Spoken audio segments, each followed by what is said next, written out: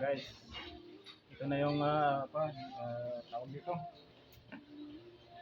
coffee maker. Ito yung coffee maker. Problema ito talaga. Na-fuse, na thermal fuse dahil siguro napabayaan siguro ito na nawala ng tubig. Kaya ito hindi na umandar. Ito, na-check ko na itong ano nito, thermal fuse. Ito yung thermal fuse niya. Sunog na ito. Blown thermal fuse. Ito, yan. Pumutok na. Ito yung ipapabalik natin. Thermal fuse ng rice cooker ito. Ayan. Ito yung good na thermal fuse. May continuity. Yan. Ito yung bad thermal fuse. No continuity. Ayan guys. So, yan. Ayan o. Wala, zero. Ibig sabihin, putok na. Kaya gagawin ko ngayon dito, papalitan ko ng bago. Ito na yung bagong thermal fuse ng rice cooker ang ilalagay ko na lang. Kasi ito yung available sa akin. Pwede naman na ito.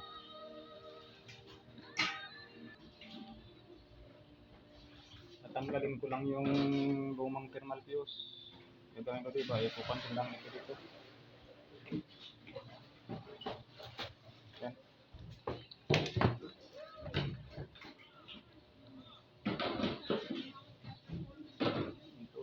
Ito natinang. Basta higpitan ko na lang ang twist. I-twist ko na lang siya ng mahigpit para hindi siya mag-loose. Wala nga po ng plier.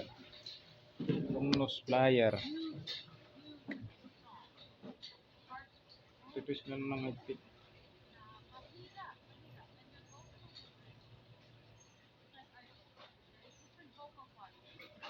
Hindi ko na kailangan na ihinan ito.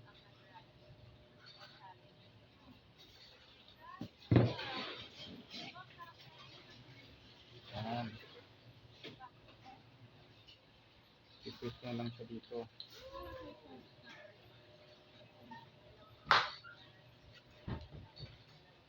Pinik nito. Lagi na ako magpainit ng soldering. Mahaba naman yung ano niya, yung lead niya.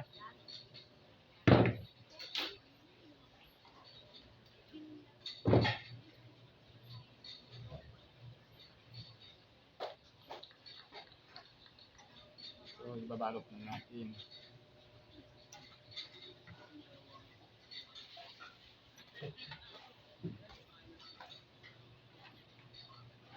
Balot natin, balot.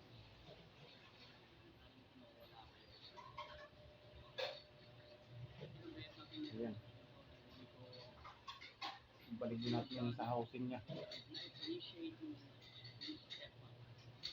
Lagyan ng electrical tape para kuan.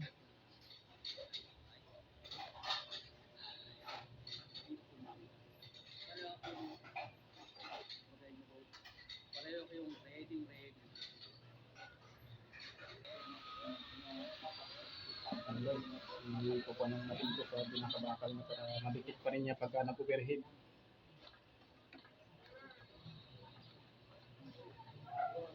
Pag nag-overhead siya, madikit pa rin niya.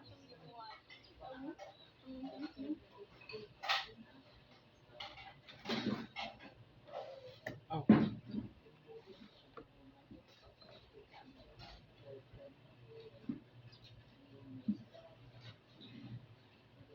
Yun.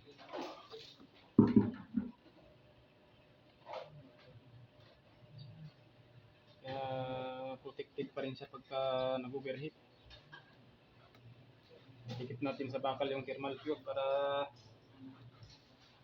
madetect niya pagka nag-overheat siya. Kung nakalimutan nilang lagyan ng tubig tapos pinaandar nila, mag-overheat yan, puputok yung heating element.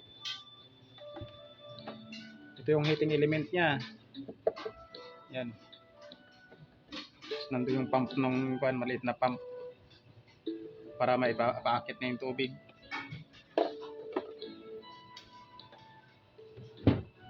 Tingnan natin kung aandar na siya.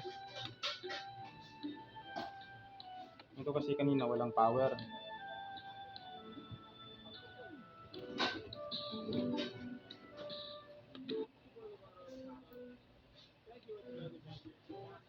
Wala naman siyang ground.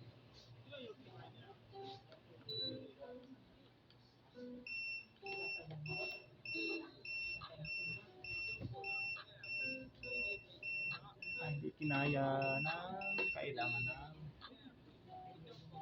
ayun.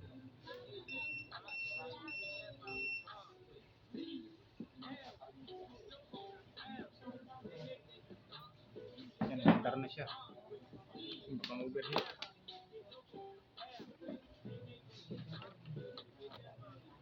Hindi, so wala pang tubig yan. So, may power na siya.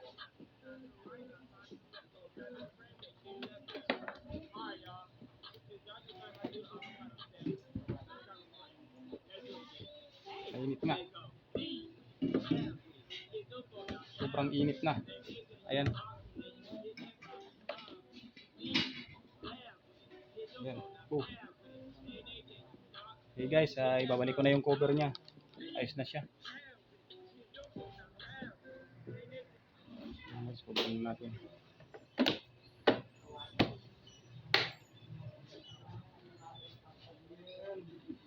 Balik na ang cover.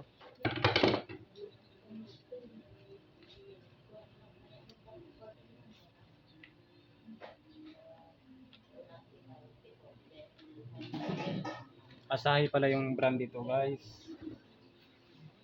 Asahi. Asahi Coffee Makers, made in Philippines.